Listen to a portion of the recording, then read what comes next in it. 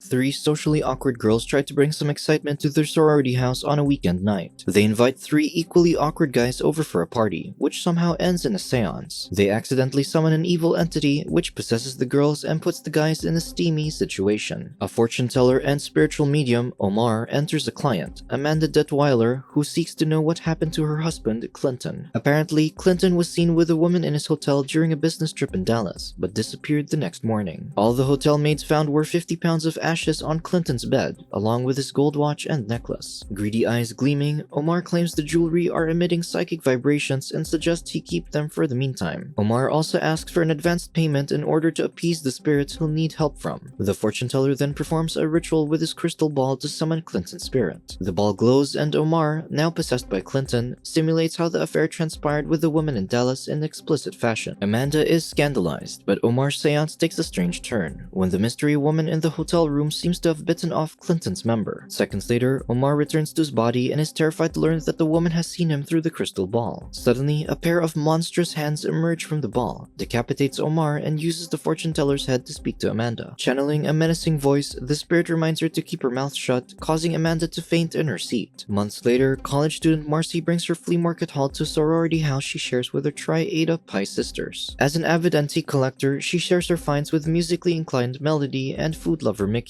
The three girls get along well by virtue of being geeky outcasts. Among the antique items is a crystal ball, which Marci was told belonged to a dead fortune teller. A spooked Mickey starts going on about cursed items in horror movies, but the other two laugh at her. Melody dismisses the movies as brain-rotting fare, but Mickey insists her fears are justified. Marci then notices that there's nobody else in the house, and Melody tells them how all the other girls are off doing fun activities with their families or boyfriends for the weekend. Planning to capitalize on having the house to themselves, Melody suggests inviting guys over for a party. Marci reminds her that they don't know any guys, but Melody mentions a nerdy guy she went on a date with named Kevin. She adds that she can have Kevin bring two of his fraternity brothers to set up with Marci and Mickey. The two girls agree, concluding that a blind date beats spending Saturday night all by their lonesome. Melody then calls Kevin, who timidly makes excuses for not calling her back. Melody assures him that she likes him, causing the boy to whoop with joy. With Marci and Mickey listening in, Melody invites Kevin to the party at their sorority house, advising that he bring two guy friends along. Melody tells the clueless Kevin some information about her friends, and tells the boy to be at the house by 7 p.m. that night. After she hangs up, Melody shares the exciting news to her friends, delegating Mickey with cooking the food, while she and Marci fix up the place. In the fraternity house, Kevin announces the party invitation to his two roommates, Freddie and Dwayne. The two guys' initial excitement is doused when they find out who they'll be hooking up with. Dwayne makes fun of Mickey's figure and Marci's thick glasses, but Kevin advises them to make the best of the opportunity. Freddie decides to go with Marci, but Dwayne, not wanting to deal with Mickey, wrestles him to the floor. Kevin joins in after Dwayne insults Melody. Then senior frat members Phil, JJ, and Bud walk in on the tussle. The two groups exchange insults, leading Phil to threaten Kevin and his friends with punishments cited in a frat rulebook. Kevin tries to clear up the misunderstanding by mentioning their party invite to the Tri-Eta Pi sorority house. Surprised by this news, Phil uses another rule in the frat book to ground Kevin and his friends, threatening them with expulsion otherwise. After the senior members leave, Kevin and Freddie agonize over not wanting to lose free housing privileges as frat members. Dwayne changes his tune about hooking up with the girls he insulted, prompting Kevin to plan a sneaky way out. Phil pops back in, informing them that he and the others will be standing guard at the door. Later that night, Melody and the others grumble about the guys being late. After almost resigning to their fate as unpopular girls, they receive a telegram from the guys about not being able to make it. It turns out to be a prank, as Kevin and his friends step through the door. He reveals that they snuck out of the room, then introduces Freddie and Dwayne to the girls. They exchange awkward greetings, and Marci breaks the tension by inviting the guys to eat. Moments later, Melody and Kevin sing and play the piano horribly. Marci shows a sleeping Dwayne her family photo album, while Mickey and Freddie chat over snacks. Melody then starts a game of Twister, causing much excitement between the guys. They play and have fun in the yard, despite Mickey almost crushing them with every spin. Meanwhile, at the frat house, Phil and the others discover that Kevin and his friends have snuck out. Phil resolves to dole out punishment after paying a visit to the Tri-Eta Pi sorority house first, to the agreement of JJ and Bud. Back at the party, Marci suggests doing a seance using the crystal ball from the flea market. Mickey is extremely reluctant at this idea, prompting Freddie to comfort her. Marci explains to the guys how a seance is supposed to offer glimpses to other worlds or summon dead people. Dwayne mutters about the activities he deems are either annoying or lame, but Kevin tells him to just play along. Marci sets the crystal ball on the table, claiming the only thing she knows about seances are what she's read in a book called The Complete Witch. witch. After the group seat themselves in a circle, Marci starts the seance, reciting an incantation similar to Omar's. Thunder rumbles and Marci instructs them to hold hands, warning the others to not break the circle. Marci explains they can send a spirit guide to search for a soul in the afterlife, and Freddy suggests his late stepdad. After Marci recites another summoning incantation, the crystal ball glows green and Omar's face shows up inside the sphere. Omar warns them of tampering with the spirit world, citing the girls in particular being in the most danger. The fortune teller then says that he must pass on a protective secret that only the girls can learn about, but it entails the girls touching the crystal ball. Kevin protests that it would break the circle, but Omar snaps at him and manages to persuade the girls to lay their hands on the orb. Suddenly, yellow streams of energy flow from the ball into the girls, engulfing the house in a blinding light. Seconds later, the light recedes, and the guys are stunned by the girls' transformation into barely dressed, seductive women. Even the girls' demeanor changed, as they alluringly invite the guys to the kitchen for a bite. Once there, the girls feed the guys pie in a variety of sultry ways. Outside, Phil and his friends arrive and peek through the kitchen window, jaws dropping at the unbelievable sight. Unable to recognize the sensuous girls, Phil decides to find a way to introduce themselves. In the kitchen, the girls remark on the messy pie on their bodies and invite Kevin and the others to take a bubble bath with them. Kevin, ever the gentleman, declines and urges his friends to wait with him while the girls tidy up. Phil and the others scream in excitement upon hearing about the bubble bath and dash off. While the girls frolic with each other in the bathtub, Kevin notes how their personalities have suddenly changed. He speculates that something might have possessed the ladies, even as he removes his clothing along with the guys. Kevin continues to try and rationalize what exactly happened in the seance. He then suggests they stay and monitor the situation, smiling as he goes with the guys towards the bathroom. The guys then take turns ogling the girls through the bathroom door's keyhole. Despite the obviously enjoyable sight, Kevin reminds the others to stay wary of the girls and what they're capable of. Outside the bathroom window, Phil and his friends enjoy their share of ogling as well, scheming to get Kevin and the others out of the house so they can get with the girls themselves. In the living room, Kevin calms Dwayne down, who's barely able to control his impulses. Mickey beckons Freddy to her room, and Kevin reminds him to keep his hands off her. A thirsty Dwayne then gets up to have a drink in the kitchen. Marci catches Dwayne there and leads the flustered young man out into the yard. Meanwhile, Freddy finds Mickey in her room, all dressed up in Jungle Girl roleplay. Back in the yard, Dwayne decides to play hide and seek with Marci as a way to distance himself from her and not get tempted. While she covers her eyes and counts to 10, Phil and the others grab Dwayne and carry him out of sight. They stash a tied up Dwayne in a shed and head back to the house to abduct the other two guys. In the jungle room, Mickey suggestively eats fruit while Freddy tries his best not to get beguiled by her charms. When Mickey's about to kiss him, Freddy distances her and makes a run for the bedroom door. Phil and Bud catch Freddy on his way out, as JJ gets dragged by Mickey into her room. Down in the yard, Marci grows impatient of the missing Dwayne and narrowly misses Freddy being carried across the grass. Inside the jungle room, JJ makes contact with Mickey and kisses her. Suddenly, she grows sharp teeth and bites down on JJ's groin area. In the living room, Melody performs a punk rock number in front of a captivated Kevin. While she dances around, Phil abducts Kevin and Bud takes his place on the couch. Melody approaches Bud and the two talk flirtily before they begin making out. Phil dumps Kevin in the shed, together with Dwayne and Freddy. Initially furious at the abductions, Kevin and the others warn Phil that the girls are possessed by evil, and that they should steer clear. Phil dismisses their outlandish claims and mocks the tied-up nerds instead. Meanwhile, Bud enjoys Melody's kisses until she unzips his pants, bares a set of sharp teeth, and bites down. Phil continues to ignore Kevin's warnings and leaves the guys tied up in the shed. In the living room, Melody sweeps Bud's ashes into a dustpan while Marci pouts about her prey getting away. Phil then shows up inside the house, and the three girls swarm him with kisses. They lead him to Marci's room where they subject him to rough play, his cries of pain echoing into the hallway. Kevin and his friends escape the shed and make their way into the house, following the noises of Phil getting whipped. They peek through the bedroom door's keyhole to see Phil tied up while the girls torment him. The girls lull Phil into a false sense of sensual security before they eventually devour him, causing Kevin and the others to run away screaming. Down in the living room, Kevin, Freddy, and Dwayne discuss how to free the girls from possession. They find an exorcist named Lanchester Perrin in the Yellow Pages, conveniently available 24/7. When a noise prompts them to hide under the piano, Kevin calls the exorcist and arranges for them to meet at the sorority house's garage. Soon enough, Kevin and the others meet with Perrin, who asks them for details about the possessed girls. The guys explain how it started with the seance, which consequently increased the girls' carnal appetite. When Kevin recounts how Phil and the others disintegrated with a bite, Perrin deduces it as the work of a specific type of demon that feeds on mortal men. According to the exorcist, the demon is capable of possessing multiple bodies to satisfy its hunger for men. To destroy it, Perrin says he must exorcise it out of the girls first, then battle it in its true form. The exorcist then asks for herbs and restraints, which Freddy and Kevin go to procure, while Dwayne unwillingly gets to be the decoy. Minutes later, Dwayne steps back into the house and lures the three girls to the front door, where the others catch them in a rope net. Later in the living room, the snarling girls are bound together inside a makeshift hexagram. Dwayne is amazed at parents' resistance to the girls' seductive words, and the exorcist explains it's just a matter of experience. Perrin begins the exorcism using formal words at first, which the girls mock. The exorcist resorts to insults, causing the evil spirit to finally exit the girls' bodies. Dwayne celebrates prematurely until an evil laugh rings out across the room. Perrin warns them that they must destroy the demon before it claims their souls. The malignant spirit then materializes in a hideous skeletal form. It sets fire to Perrin's crucifix, so the guys try to escape, only to find that the door is locked. The exorcist throws a bag of herbs at the demon, but it has no effect other than a sneeze. Melody tells Kevin that they should destroy the crystal ball, the spirit's power source, to trap it in limbo forever. The guys distract the demon with insults, then Kevin uses a football plate to snatch the crystal ball and toss it across the yard. The orb shatters into pieces and the demon disintegrates into a haze of crackling light. The young men free the girls from their restraints as Perrin leaves for his next assignment. Melody primes the group for another round of Twister, and the group plays the game in the yard while a green light floats behind them. Subscribe to watch more videos like this, turn on notifications and leave a like to help the channel out. Thank you for watching.